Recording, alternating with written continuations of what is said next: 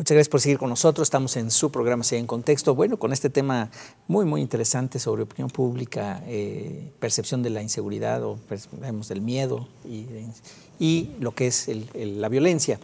Y bueno, ahorita comentabas que había habido una política pública realmente de bajarle el volumen, uno diría, ¿no? Sí. Bajarle el volumen en los medios y en otros lados al tema de seguridad y más bien irse por las reformas, por otros temas y como generar una percepción de que las cosas estaban mejorando. Y aparentemente al principio como que se bajaron un poquito los índices de criminalidad, pero ya volvieron a repuntar también, no solo, ¿no? Independientemente de lo de Ayotzinapa, parece que ya secuestros y extorsión y todo, pues como que ha vuelto a subir los datos duros, en datos duros. Apenas reciente salió el tema de los secuestros, como había vuelto a repuntar y en fin. Entonces, mis preguntas eran, esto de la percepción, es que me quedé clavado con la cosa de las diferentes audiencias, perdón, que insistan, ¿no? Que una cosa es preguntarle a unos y a otros, y tú, Toño, también decías, hay la construcción de la opinión pública, no solo es de los medios, también es lo que pasa en la casa, lo cual yo creo, o sea, sí pasan otras cosas en otros lados, pero lo que me da la impresión de lo que se está comentando es como que, si bien es cierto que hay otros elementos, lo que empuja tremendamente sí son los medios masivos de comunicación, al final de cuentas, para generar esa percepción general, me da la impresión. Es decir, a pesar de que el gobierno le baja el volumen y genera como esa percepción de que empieza a bajar, la verdad es que los datos duros pues no son, a lo mejor sí se contuvo, pero de ahí a que haya una reducción como se quería presumir por parte del gobierno, pues no hay esa correlación, no es así. No, claro. Y sin embargo la percepción baja un poco. Primera pregunta sería, en los estudios de la Ciudad de México, digamos, para quedarnos con la Ciudad de México, que es donde tú has estudiado más, hay diferencias entre la gente que va en el metro, otra vez estratificando los que se tienen la experiencia directa, pero no de secuestro probablemente, sino una experiencia más bien de robos, y que no tienen tanta ¿cómo le llaman?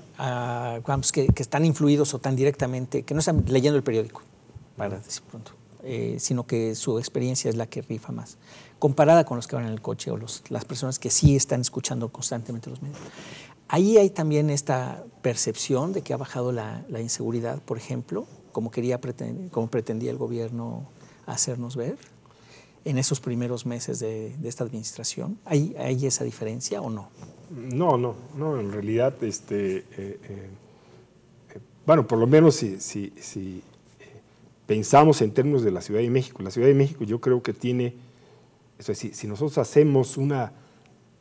establecemos digamos así, una segmentación de nuestras encuestas entre lo que es el ámbito del Distrito Federal, del área metropolitana, y los demás estados, digamos, si comparamos Puebla con la Ciudad de México, ¿no? La percepción en Puebla es relativamente muy distinta, pues, ¿no?, de lo que pasa en la Ciudad de México. Entonces, la Ciudad de México plantea, pues, ¿no?, yo diría, fundamentalmente por esta cuestión del transporte, de la movilidad, pues, ¿no?, en términos en la ciudad, problemas muy distintos, y coloca a los ciudadanos, a las personas, pues, ¿no?, en situaciones muy de posibilidades de asalto, de posibilidades de tener enfrentamientos con la violencia o con la inseguridad en un mayor lapso, en una mayor, que, digamos… Sí, más horas, digamos. Más horas, pues, ¿no?, que las personas que están, digamos así, en Puebla, ¿no?, dado que, pues, de aquí, digamos, los recorridos son de 15, 20 minutos, ¿no? En la Ciudad de México te paras, estás una hora y media, pues, en el metro o en un transporte, en un transporte público. Entonces, en ese sentido, yo creo que allí esta percepción no cambia, porque además también los que van en automóvil, pues, escuchan las personas que llegan a su oficina o sus compañeros de trabajo o sus hijos, etcétera, etcétera. Entonces, en ese sentido, yo diría que la percepción en la Ciudad de México, no en el área metropolitana de la Ciudad de México, y principalmente en los municipios conurbados a la Ciudad de México, pues no se ha transformado de una manera generalizada. Por eso, digamos así, el PRD y ahora la experiencia de Morena, pues siguen siendo una perspectiva, digamos, electoral, ¿no?, muy fuerte, pues, en la Ciudad de México, ¿no? ¿sí? Digamos, sí, aun cuando el PRI no gobierne a la Ciudad de México, pues, ¿no? Pero la visión, pues, ¿no?, de la población, digamos, si uno piensa en términos de una otra cuestión que tal vez repercuta en la cuestión de la seguridad, que es la percepción de la situación económica del país, ¿no? O sea, en cualquier otra región de México, la percepción es mucho más benévola, pues, ¿no?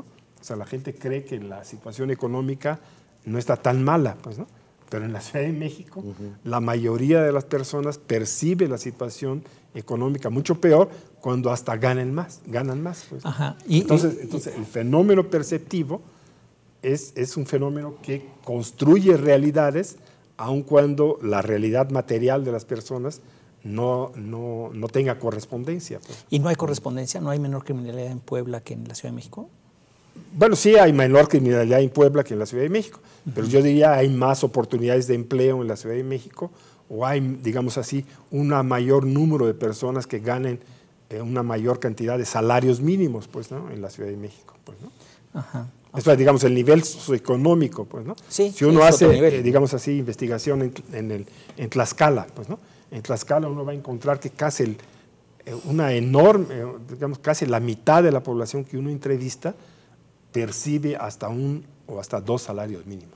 Pero hay estados en la República que están creciendo al 8%. Ah, claro, si uno va ¿no? a Celaya, Guanajuato, ahí sí habría que ver, ¿no? Digamos, ¿no? O sea, hay una realidad muy distinta. Sí, pues, claro. Y aquí en sí, Puebla claro. no sé cómo está el PIB creciendo, pero creo que está creciendo más que el DF también. No, claro. Sí, Entonces, el PIB del DF es, porque el PIB del DF en la actualidad está muy determinado por los servicios públicos, pues, ¿no? Y entonces este ámbito de inversión, pues, no crece, pues, ¿no?, como crece en otras localidades, ¿no? Claro. O sea, habría que ver, ¿no?, exactamente en distinto tipo de estados ese tipo de correlaciones. Sí, para ver si los datos, los hechos duros reflejan o no la percepción. Exactamente, claro. ¿no? Sí. Habría que cotejarlo con eso. Sí, Perdón, Toño. Sí, lo que queda claro también es que el fenómeno es complejo, ¿no? Es decir, estudiar la opinión pública es más un proceso que un fenómeno, y muchas veces la encuesta o los instrumentos metodológicos a partir de los cuales se trata de estudiar la percepción, porque la gente piensa de determinada manera, pues tienen sus limitaciones propias, ¿no? Es decir, uno desde la academia quisiera hacer un tipo de estudio que considera todas estas variables, ¿no? Imposible, claro. Pero es complicadísimo y te tardarías muchos años. Lo que hacen las encuestas, que digamos, lo que tratan es de tomar como una especie de fotografía, ¿no? Y decir, miren, en este momento, en este contexto, en estas circunstancias, lo que está pasando es esto, ¿no? Porque la encuesta está hecha en términos de toma de decisiones, ¿no? Es decir, para ayudar a entender un fenómeno y tomar decisiones o aplicar una política pública. Esto, digamos, en términos de la defensa de los procesos demoscópicos, que a veces son muy cuestionados en términos metodológicos o porque no logran realmente darnos esta perspectiva de complejidad de la que hemos estado hablando, ¿no? Sí, por supuesto que así debería ser, ¿no? Pero en términos prácticos resulta sumamente complejo porque estamos hablando de imágenes que se va creando la gente a lo largo del tiempo, ¿no?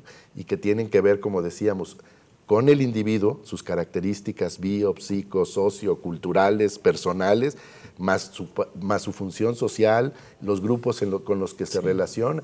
Es decir, una persona, entre más informada es, obviamente es mucho más activa en términos de percepción. O sea, tiene mayor idea sobre lo que está pasando a su alrededor que una persona que tiene menos información.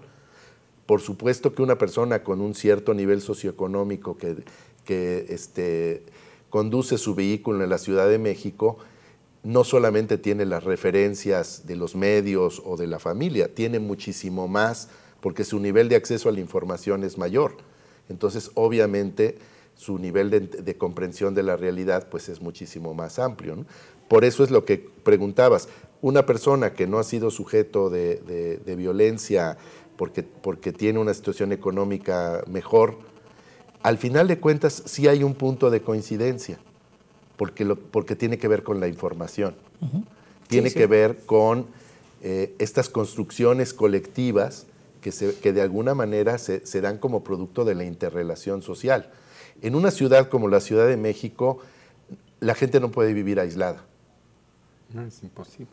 O sea, es tal la dinámica de relación social que no puedes prácticamente, ¿no? Es decir, aunque tú lo quieras evitar, en la combi está prendido el radio, la señora de al lado va leyendo el periódico, el otro va comentando. Es decir, es una ciudad cosmopolita, ¿no? Donde hay una... Puebla y otros estados no tienen esa dinámica, están en ese proceso, ¿no? Entonces, obviamente, los niveles de percepción tienen que ser medidos de manera diferente a una gran metrópoli como la Ciudad de México. Claro. ¿No? Bueno, pues es complejo, sin duda. Nos tenemos que ir a un corte. Regresamos en un instante. Estamos con ustedes en CEIA en Contexto. Volvemos.